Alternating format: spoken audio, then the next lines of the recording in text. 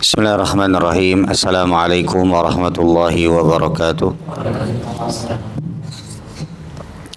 Alhamdulillahi rabbil alamin. Nahmaduhu ta'ala wa nasta'inuhu wa nastaghfiruh. Wa na'udzu billahi min shururi anfusina wa min sayyiati a'malina. Man yahdihillahu fala mudilla lahu wa man yudlil fala hadiya lahu. أشهد أن لا إله إلا الله وحده لا شريك له وأشهد أن محمدا عبده ورسوله لا نبي ولا رسول بعده أما بعد معاشر المسلمين dan muslimat rahimani wa rahimakumullah jami'an. Alhamdulillah, kita bersyukur kepada Allah Subhanahu wa taala atas semua nikmat yang Allah berikan kepada kita semua. Kita alhamdulillah bisa berkumpul dan melanjutkan kembali kajian kita pada malam hari ini.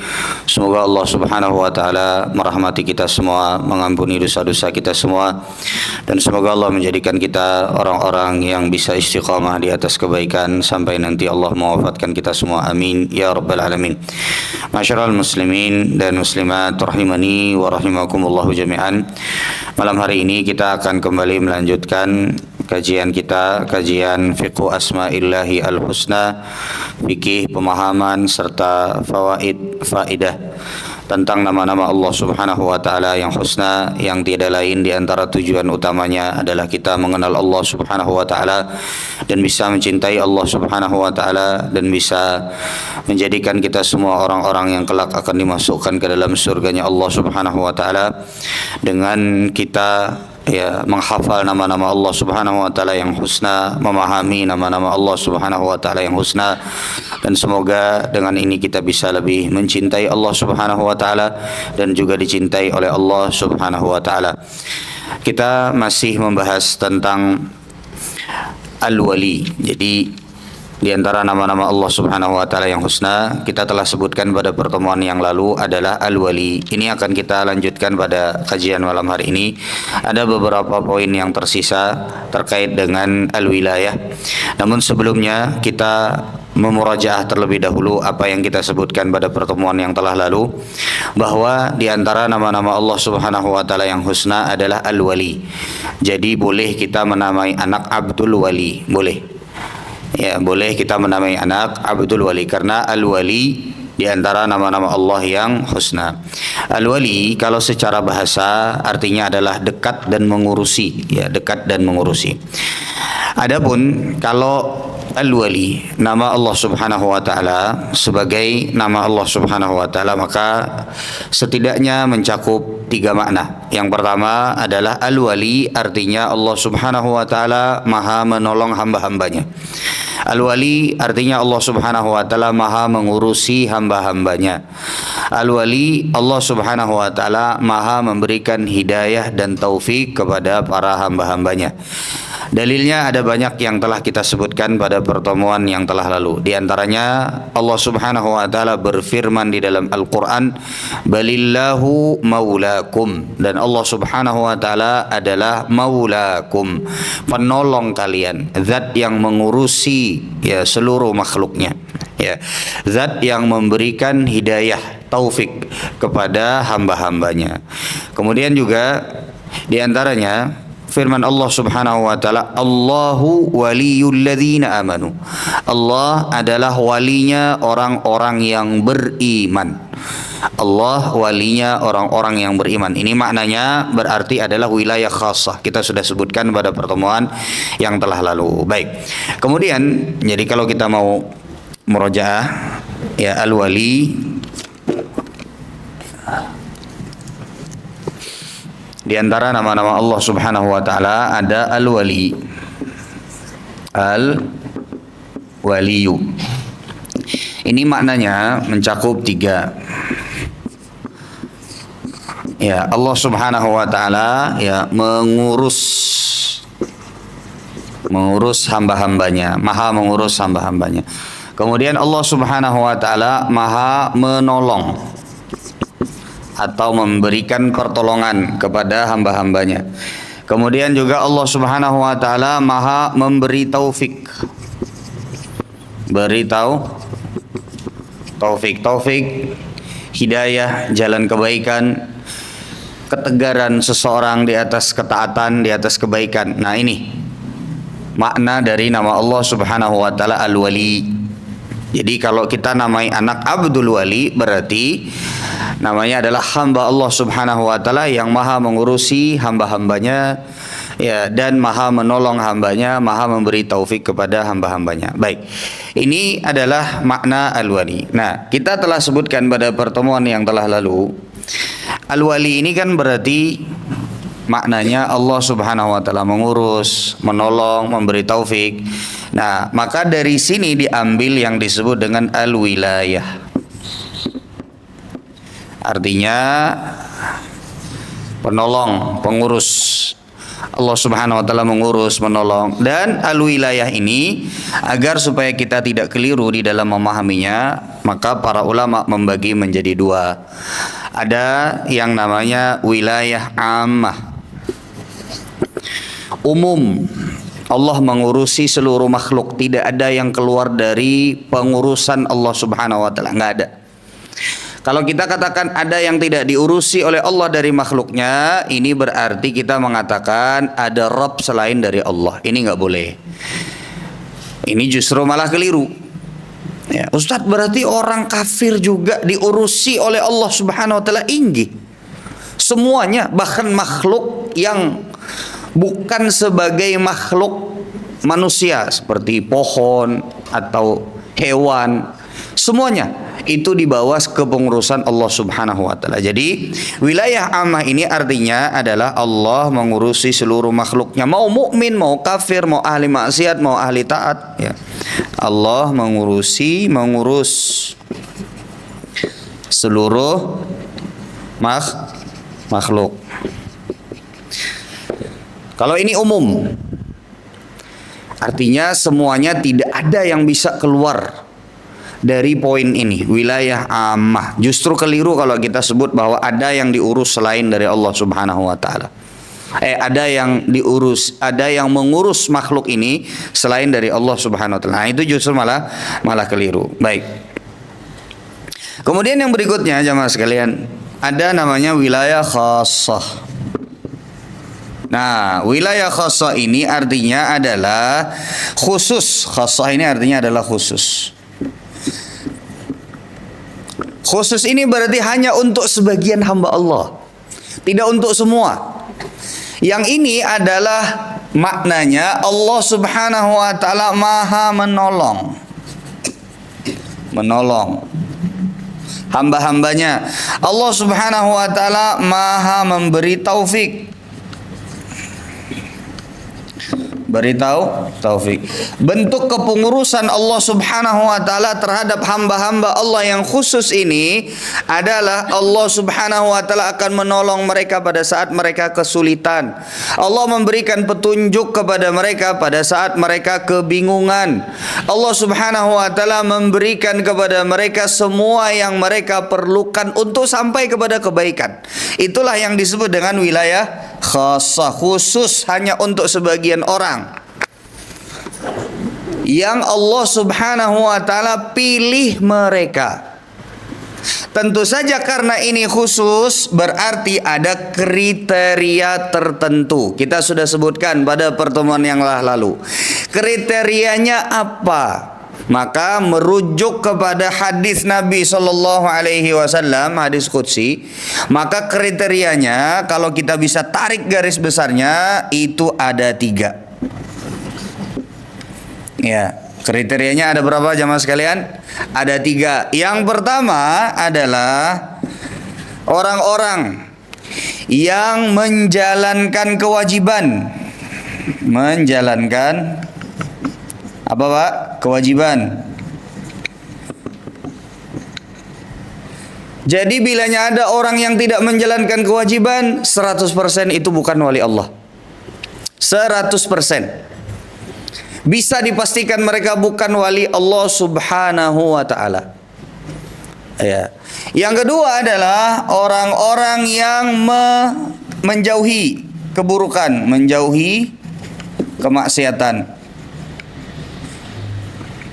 Bukan berarti mereka nggak pernah salah. Makanya Ibnu Qayyim al-Jauziyah nanti akan kita bacakan. Wali Allah itu jamaah sekalian tidak maksum.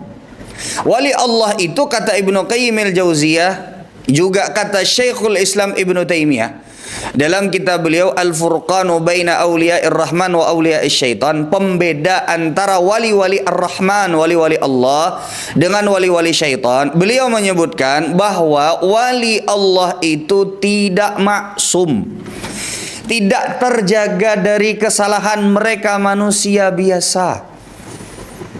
Tapi ketika mereka melakukan kesalahan, mereka cepat kembali kepada Allah. Dan terlihat dari sikap mereka, keseharian mereka, mereka selalu berusaha untuk menjalankan kewajiban. Mungkin gak tertinggal dan terperosok, mungkin.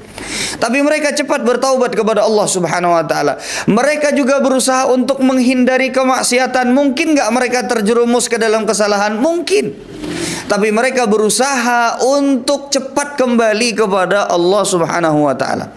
Makanya kalau ada orang yang berpemahaman bahwasanya wali Allah itu kadakawa dipertanyakan perbuatannya, ini salah. Wali Allah ada na minum khamar, kadakawa inya itu wali. Wali Allah ada yang tidak sholat, jangan ditanya, karena dia adalah wali Allah. Nggak bisa jemaah sekalian. Karena wali Allah itu sebagaimana dikatakan oleh Syekhul Islam Ibnu Taimiyah, bukan orang yang maksum. Tidak seperti Nabi Muhammad sallallahu alaihi wasallam, tidak seperti para anbiya yang dijaga oleh Allah, kalau mereka salah diturunkan wahyu.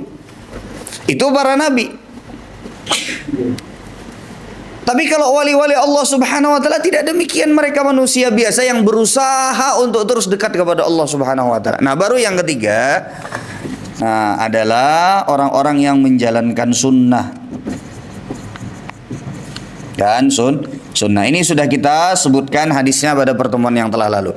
Kalau pian melihat ada orang yang kesehariannya berusaha menjalankan kewajiban, tidak pernah tertinggal. Ada orang yang berusaha untuk menjauhi kemaksiatan. Ada orang duduk-duduk gibahin orang, dia berjauh. Ada orang misalnya lagi ngerjain sesuatu, azan gak bergerak-bergerak, dia sholat berjamaah. Dia puasa sunnah. Dia duluan datang ke masjid, ke musholla, untuk dia menunaikan qabliyah dan ba'diyah sholat, jika ada qabliyah dan ba'diyahnya. Ini wali Allah Subhanahu wa ta'ala jamaah sekalian, meskipun dia tidak menyebut dirinya sebagai wali. Tapi hakikatnya orang yang menjaga dirinya dari keburukan dan berusaha untuk terus taat dan meningkatkan ketaatannya kepada Allah Subhanahu wa taala, dan berusaha menjalankan perkara-perkara yang sunnah, tidak mencukupkan diri hanya dengan perkara yang wajib, maka itulah hakikatnya wali-wali Allah Subhanahu wa taala. Meskipun tidak mengaku bahwa dia adalah wali Allah. Gitu jemaah sekalian. Makanya ada pembahasan di kalangan para ulama. Ada pembahasan di kalangan para ulama. Dan ini dibahas oleh para ulama. Apa hukumnya orang mengatakan bahwa aku adalah wali Allah? Apa hukumnya? Dan ini turunannya jemaah sekalian. Makanya Allah Subhanahu wa taala jemaah sekalian, kita ingat ada firman Allah Subhanahu wa taala, "Fala tuzakku anfusakum." Janganlah kalian memberikan rekomendasi kebaikan untuk diri kalian. Jadi kita mengucapkan ulun ni orang baik lah, itu aja kada boleh. Ulun ni orang baik lah, pian ni nah, ulun ni orang baik. Ulun ni kada pendustaan lah. Nah, itu sudah mentazkiyah, sudah merekomendasikan, sudah mensucikan diri. Itu hukum asalnya nggak boleh, Pak. Tapi ayat itu turun, fala tuzakku anfusakum. Ini sababun nuzulnya, sebab turunnya ayat ini adalah ketika ada sebagian orang, di antaranya disebutkan oleh Ibnu Katsir rahimahullah taala dan para ulama tafsir yang lainnya, yang maknanya ada sebagian orang yang mereka ketika sudah melakukan sholat, mereka sudah berpuasa, mereka sudah bersedekah, lalu kemudian mereka merasa bahwa mereka adalah orang-orang terbaik, dan merasa bahwasanya mereka ini adalah orang-orang yang masuk ke dalam wali-wali Allah Subhanahu wa taala. Maka Allah Subhanahu wa taala tegur, turunkan firman Allah Subhanahu wa taala, fala tuzakku anfusakum. Janganlah kalian merekomendasikan kebaikan diri kalian. Janganlah kalian mengatakan bahwa aku adalah orang baik. Nah, itu turunannya jamaah sekalian. Jadi bisa dimengerti ya jamaah sekalian. Kalau kita mengatakan aku ini wali Allah, itu kada boleh. Mengaku wali itu kada boleh. Kecuali wali kelas, wali murid itu boleh. Siapa wali muridnya, siapa wali kelasnya, nah itu mengaku habian. Tapi kalau sudah wali Allah, berarti kita mentahbis, mengatakan bahwa kita ini adalah orang soleh, dan itu nggak boleh. Makanya ada pembahasan di kalangan para ulama, turunan daripada pembahasan ini. Boleh nggak seseorang mengatakan aku wali Allah? Kada boleh, karena itu bagian dari mensucikan diri, bagian dari mengatakan bahwa aku adalah orang soleh, aku adalah orang baik, sampai kepada tingkatan wali. Ada pembahasan di kalangan para ulama, apa hukum orang mengatakan la ya'riful wali illal wali. Tidaklah orang itu mengetahui ada orang itu wali kecuali dia adalah wali, kan begitu biasa kan? Orang tuh ya kada tahu, kada mengetahui bahwa fulan itu makomnya wali kecuali dia adalah wali. Pernah dengar seperti itu, Pak? Jadi misalnya nih lah, orang tuh wali ya. Nah, berarti nang menyambat tuh juga wali. Kenapa? Karena kaidahnya ya, menurut sebagian daripada orang itu tidaklah mengetahui kewalian seseorang kecuali yang tahu itu juga wali. Nah, jadi seperti itu jamaah sekalian, dan itu tidak benar. Bisa dimengerti sampai sini? Baik. Kemudian yang berikutnya, ini sudah bisa dimengerti ya. Ulang-ulangi sekali lagi, wilayah ya, kepengurusan Allah Subhanahu wa taala terhadap hambanya terbagi menjadi dua. Ada yang amma, Allah Subhanahu wa taala mengurus seluruh makhluk, kafir, mukmin, ahli maksiat, ahli ketaatan, semua diurus oleh Allah Subhanahu wa taala. Semua dikasih rezeki sama Allah Subhanahu wa taala. Ya. Orang kafir kenapa banyak nang sugih-sugih? Ya Allah Subhanahu wa taala kasih kepada mereka rezeki. Itu bagian daripada wilayah amah, jangan bahiri. Ini semuanya dapat, sampai binatang pun juga dapat. Ya.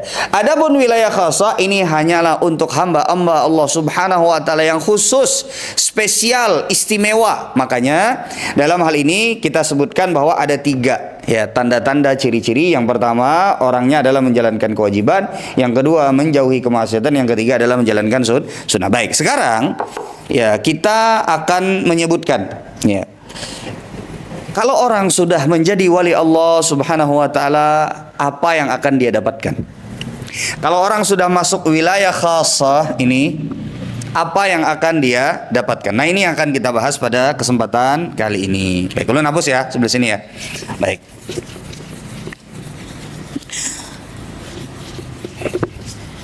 Jadi kalau seseorang itu masuk nih, berusaha untuk jadi masuk ke dalam 3 kriteria ini. Dia berusaha, meskipun kadang-kadang bisa jadi jalannya terjal, meskipun bisa jadi kadang-kadang dia bikin salah lagi, tapi dia punya prinsip di dalam hidupnya, dia harus menjalankan kewajibannya.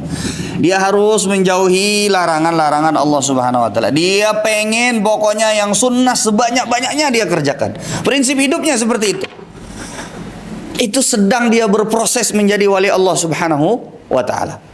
Dan sekali lagi, sebagaimana yang ulun sampaikan, wali Allah itu nggak mesti terkenal, tidak mesti ustadz, tidak mesti juga adalah orang yang selalu tampak di permukaan, nggak mesti. Makanya kita sebutkan pada pertemuan yang terlalu, kata Nabi SAW, ada sebagian hamba-hamba Allah, lau aqsama 'ala Allahi la abarrahu.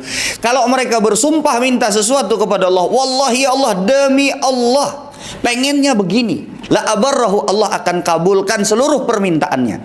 Padahal orangnya bisa jadi tidak terkenal. Kata Nabi SAW, rubba madfu'in bil bab, ada orang yang dicintai oleh Allah, diridhoi oleh Allah Subhanahu wa taala. Kalau dia ngetuk pintu orang, itu akan ditutup lagi pintu. Ya fulan nggak penting, tutup pintu. Ini menunjukkan wali Allah itu, orang soleh itu tidak mesti terkenal. Bisa jadi kesolehannya itu adalah antara dia dengan Allah Subhanahu wa taala. Makanya ada riwayat ya, yang diperselisihkan oleh para ulama, dihasankan oleh Syekh Al-Albani rahimahullahu taala. Man istata'a minkum ay yakuna lahu khab'atu amalin falyaf'al. Barang siapa di antara kalian yang mampu untuk punya amalan rahasia, maka hendaklah dia memiliki amalan rahasia yang tahu cuman dia sama Allah Subhanahu wa taala. Itu kalau bisa, tapi sulit. Susah Pak, amalan rahasia itu susah. Muntung nih gatal hendak berkisah terus lawan orang. Muntung ini gatal, apalagi kalau kita sedang dizolimi oleh orang yang sudah kita berbuat baik kepada mereka, lalu hendak mau ungkit-ungkit aja lagi. Itu ujian bagi orang-orang yang memiliki amalan rahasia di hadapan Allah Subhanahu wa taala. Jadi kadang jamaah sekalian, ada banyak hal di dalam kehidupan kita di dunia ini yang membuat kita itu pengen bercerita kepada orang lain. Apa sebenarnya yang terjadi? Makanya kalau kita difitnah, kalau kita itu dituduh yang kita itu tidak sesuai dengan tuduhan tersebut, maka di antara yang disebutkan oleh Syekh Abdul Razak hafizahullah ta'ala, kita tuh punya dua pilihan. Satu adalah kita klarifikasi, kita jawab tuduhan-tuduhan tersebut. Kadang ada yang harus seperti itu. Yang kedua bisa jadi kadang-kadang kita diam dan biarkan takdir Allah subhanahu wa ta'ala nanti akan memberitahukan kepada semua. Biar Allah subhanahu wa ta'ala yang kasih tahu semua orang apa sebenarnya yang terjadi. Berdiam aja. Karena yang pertama di antara makna yang disebutkan Syekh Abdul Razak kurang lebih maknanya. Kalau yang pertama kita bisa jelaskan, tapi kadang-kadang bisa jadi kita jelaskan itu bisa jadi berlebihan. Kita lost kadang-kadang hendak menjelaskan tentang ini, kadang-kadang bisa berlebihan, kadang-kadang bisa balas menghina.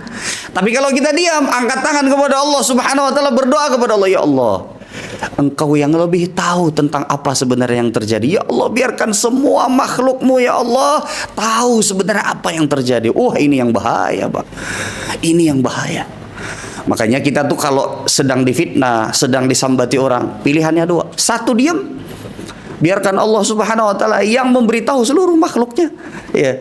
Karena Allah tidak pernah tidur. Allah tidak pernah yang namanya luput untuk menghisap, untuk melihat seluruh apa yang dilakukan oleh hamba-hambanya. Yang kedua adalah kita jelaskan.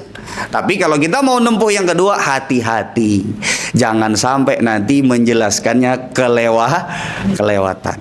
Nah, maka jamaah sekalian rahimani wa rahimakumullahu jami'an. Ya, sekarang kita masuk ke dalam pembahasan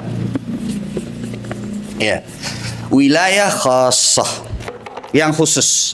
Apa yang akan didapatkan oleh seseorang kalau dia sudah masuk wilayah khassah? Yang pertama, jamaah sekalian, kita tulis di sini. Yang pertama, nomor 1. Sebagaimana disebutkan oleh Allah Subhanahu wa taala. Ya. Allah Subhanahu wa taala berfirman di dalam Al-Qur'an, Allahu waliyul ladzina amanu. Allah Subhanahu wa taala adalah walinya bagi orang-orang yang beriman. Ini wilayahnya khassah. Wali Allah Subhanahu wa taala. Allah menunjukkan bagi Allah itu walinya orang-orang yang beriman. Ya.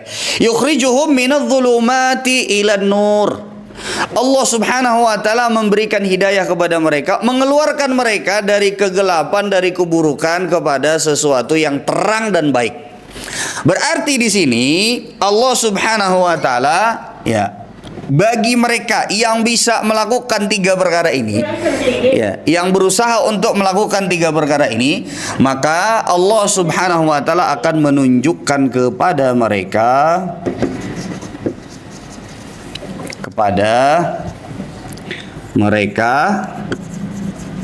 Allah akan menunjukkan kepada mereka jalan kebenaran dan kebaikan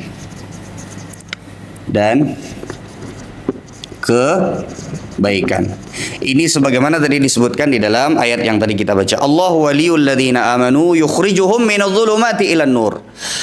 Kalau pian sudah 3 ini berusaha pian capai dalam hidup pian, maka pian tidak akan tersesat. Tidak akan tersesat. Kalau sudah berusaha nih, niatnya baik, tulus, ikhlas, berusaha untuk melakukan kewajiban, menjauhi kemaksiatan, dan menjalankan yang sunnah. Nuntut ilmu pian untuk supaya bisa tahu nih mana yang kewajiban, mana yang keburukan, mana yang sunnah. Maka pian akan mendapatkan ini sebagaimana tadi disebutkan dalam ayat. Kita ini Pak, makhluk Allah Subhanahu wa taala yang jahil. Kita ini kada tahu, banyak bingungnya kita nih Pak. Dalam hidup itu banyak bingungnya. Karena kita tidak pernah mengetahui perkara yang akan terjadi di masa yang akan datang. Kita tuh cuma prediksi saja. Tapi Allah Maha tahu mana yang terbaik untuk kita itu bisa sampai kepada titik di mana kita ditunjukkan terus nih kebaikan. Kalau kita mau melenceng, jangan-jangan kita kepada keburukan, Allah balikin lagi dengan berbagai macam caranya Allah Subhanahu wa taala. Maka jadilah wali-wali Allah Subhanahu wa taala yang khassah. Bagaimana caranya? Kembali kepada 3 ini. Jadi kalau kita mau selalu ditunjukkan kebaikan, ditunjukkan kebenaran dan tidak tersesat, maka lakukanlah 3 perkara. Karena ini tadi sebagaimana disebutkan di dalam ayat yang tadi kita baca. Itu yang pertama. Yang kedua, jamaah sekalian. Yang kedua. Ini bisa dimengerti ya, jamaah sekalian. Berapa menit lagi? Berapa menit, jamaah? 8 menit. Iya, benar. Baik. Berapa? 10 ya. Baik. Kemudian ini yang pertama ya. Allah akan menunjukkan kepada mereka jalan kebenaran dan jalan kebaikan. Yang kedua, ya.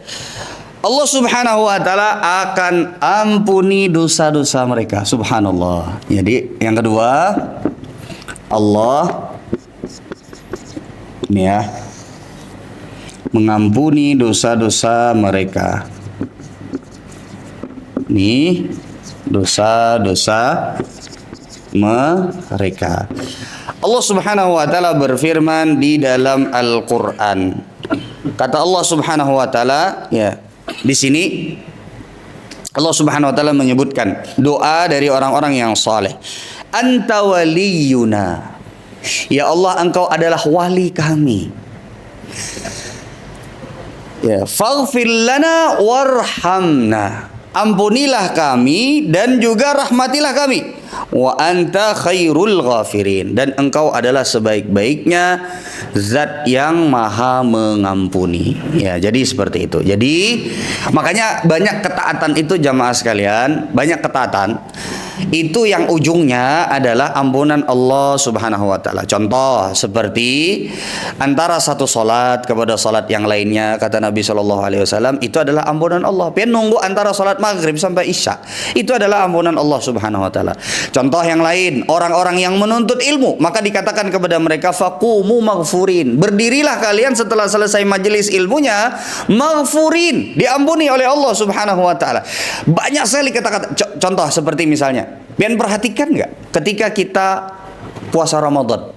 Ya, man shoma ramadhana imanan wa ihtisaban ghufira lahu ma taqaddama min dzambi. Barang siapa yang dia berpuasa Ramadan ihtisaban, ya, man shoma ramadhan imanan, dia beriman, dia berihtisab, cari pahala, ikhlas. Apa pahalanya? Ghufira lahu ma taqaddama min dzambi. Allah akan ampuni dosa-dosanya yang telah lalu. Ada banyak sekali ketaatan yang ujungnya pahalanya adalah ampunan Allah Subhanahu wa taala.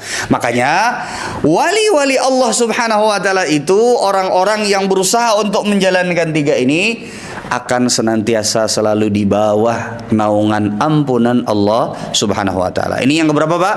Kedua. Jadi kalau kita pengen terus diampuni oleh Allah Subhanahu wa taala dosa-dosanya, maka jadilah wali Allah Subhanahu wa taala. Ya, ini tadi. Baik, kemudian yang berikutnya jamaah sekalian, yang ketiga. Ya, yang keberapa? Yang ketiga. Yang ketiga adalah Allah Subhanahu wa taala akan berikan ketenangan bagi mereka dalam kehidupan dunia dan akhirat. Allah berikan ketenangan. Ketenangan dan ketentraman. Ketentraman dalam hidup dunia, di dunia dan akhirat. Wali-wali Allah Subhanahu wa taala itu adalah orang-orang yang hidupnya tenang. Meskipun kada sugih, inggih, meskipun kada sugih. Karena sugih itu tidak menjamin ketenangan jamaah sekalian. Ada orang makin sugih makin kada tenang hidupnya. Oh, sugih, hartanya di situ dikorupsi orang. Nah, di situ sebuting lagi karyawannya juga mungkin bermasalah dan lain sebagainya. Pusing. Memikirkan usaha sana, belum lagi memikirkan zakatnya. Wah, pusing. Karena harta itu tidak menjamin ketenangan. Sehingga orang-orang yang selalu berada di dalam ketaatan ini, wali-wali Allah itu selalu akan Allah berikan kepada mereka ketenangan, dan ketenangan itu mahal, Pak, harganya. Mahal harganya. Ketenangan itu Pak kada kawan ditukari. Kebujuran. Pian pernah enggak?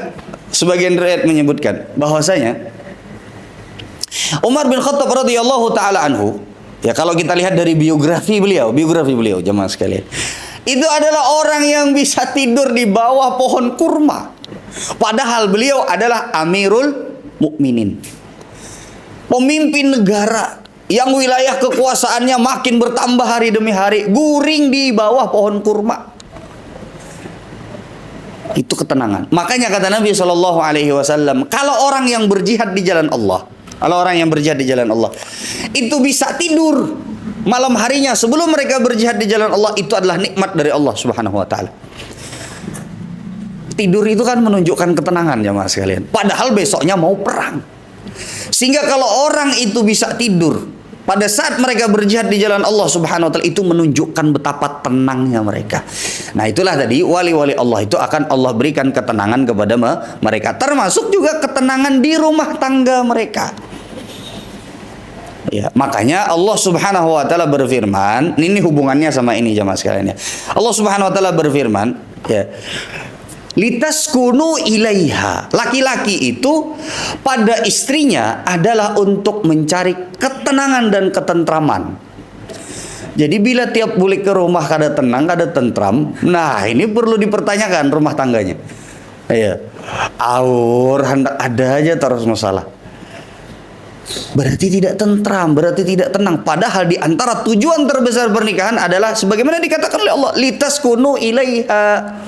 Kalian tenang dengan mereka, mencari ketenangan. Ya, makanya, nah ini tadi jamaah sekalian. Makanya para ulama menyebutkan kalau kita mau rumah tangga itu ya tenang di dalamnya, ya jadilah wali-wali Allah. Yang kriterianya tadi adalah 1, 2, 3. Nah, apa dalilnya bahwasanya para wali-wali Allah Subhanahu Wa Taala itu akan selalu mendapatkan ketenangan di dunia dan akhirat? Allah Subhanahu Wa Taala berfirman, ala inna awliya Allahi la khaufun alaihim wa la hum yahzanun. Allah berfirman, sesungguhnya wali-wali Allah Subhanahu Wa Taala, orang-orang yang berusaha menjalankan kewajiban, orang-orang yang berusaha meninggalkan kemaksiatan dan berusaha untuk menjalankan yang sunnah. Ala inna awliya Allahi la khaufun alaihim, tidak ada ketakutan bagi mereka.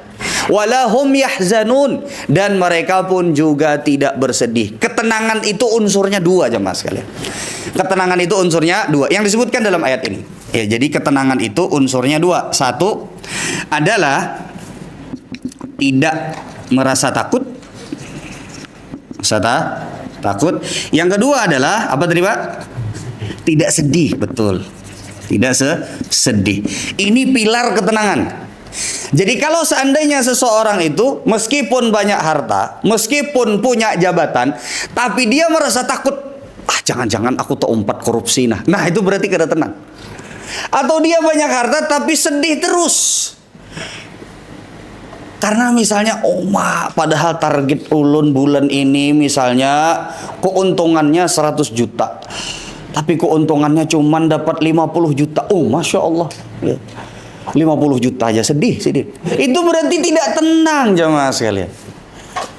Berarti tidak tenang. Kenapa? Karena masih ada rasa takut dan juga rasa sedih. Jadi sekali lagi, pilar orang yang dikatakan tenang itu adalah ketika mereka tidak takut dan juga tidak sedih. Bisa dengar. Itu yang disebut orang tenang jemaah sekalian.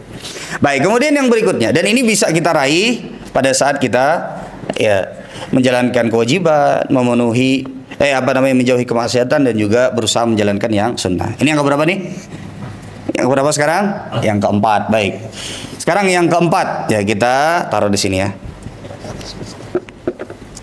Di antara balasan Allah Subhanahu Wa Taala untuk orang-orang yang masuk ke dalam kategori wali-wali Allah Subhanahu Wa Taala adalah, nah ini jemaah sekalian, mereka itu diberikan oleh Allah Subhanahu Wa Taala rasa nih jemaah sekalian. Ini penting.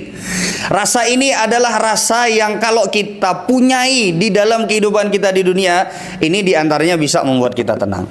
Adalah rasa tidak takut berpisah dengan dunia, rasa tidak takut kehilangan dunia.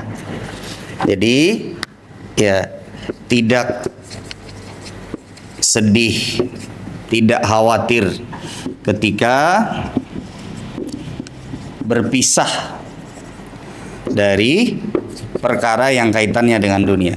Ini sebagaimana ya disebutkan oleh Allah Subhanahu wa taala di dalam firman Allah, innalladzina qalu rabbunallahu tsumastaqamu, mereka yang mengatakan Rabb kami adalah Allah, tsumastaqamu, lalu kemudian mereka berusaha untuk istiqamah, tatanazzalu alaihimul malaikah, maka Allah Subhanahu wa taala turunkan kepada mereka para malaikat-malaikat Allah, alla takhafu wa la tahzanu, Allah katakan kepada mereka janganlah kalian takut dan janganlah kalian sedih. Nah ini Pak, janganlah kalian takut dan jangan kalian sedih. Ketenangan itu selalu muaranya ada dua, tidak takut dan tidak sedih. Sama di dalam ayat ini juga disebutkan demikian. Wa absyiru bil jannah, dan kami berikan berita gembira kalian semua akan mendapatkan surganya Allah, allati kuntum tu'adun, yang kalian sudah dijanjikan. Nahnu awliyaukum, nah di sini kami adalah wali-wali kalian, kata Allah Subhanahu wa taala, fil hayatid dunya wa fil akhirah, baik itu di dunia ataupun juga di akhirat. Nah jadi ini menunjukkan bahwasanya ya sama juga yang kelima ini tadi, wa absyiru bil jannah, wali-wali Allah Subhanahu wa taala itu akan diberikan oleh Allah Subhanahu wa taala ganjaran berupa surga. Dan berupa apa Pak? Surga. Jadi kalau orang itu ya, makanya juga di dalam firman Allah Subhanahu wa taala yang lain, lahum darus salami inda rabbihim, buat mereka, bagi mereka para wali-wali Allah Subhanahu wa taala adalah darus salam, rumah tempat tinggal yang assalam. Darus salam, di sana terdapat keselamatan, maksudnya adalah surga Allah. Inda rabbihim, di sisi Rabb mereka, di sisi Allah, wa huwa waliyuhum bima kanu ya'malun. Allah Subhanahu wa taala adalah wali mereka, wali orang-orang soleh, bima kanu ya'malun, di antara sebabnya adalah amal soleh yang mereka lakukan. Baik, jadi kurang lebih ini 5 perkara ya, 5 perkara yang termasuk ganjaran Allah Subhanahu wa taala. Ini di luar dari hadis yang kuntu sam'ahu alladhi yasma'u bihi, di luar dari itu. Jadi kurang lebih kalau ayat Al-Quran menjelaskan kalau ketika berusaha kita untuk menjalankan 3 perkara ini, maka apa yang akan kita dapatkan? Ini semuanya ada kalimat wali, aulia, wali, ada semuanya disebutkan di masing-masing ganjaran ini. Yang pertama tadi adalah akan menunjukkan kepada mereka jalan kebenaran dan kebaikan. Yang kedua adalah akan mengampuni dosa-dosa mereka. Yang ketiga adalah ketenangan dan ketentraman dalam kehidupan di dunia dan juga di akhirat.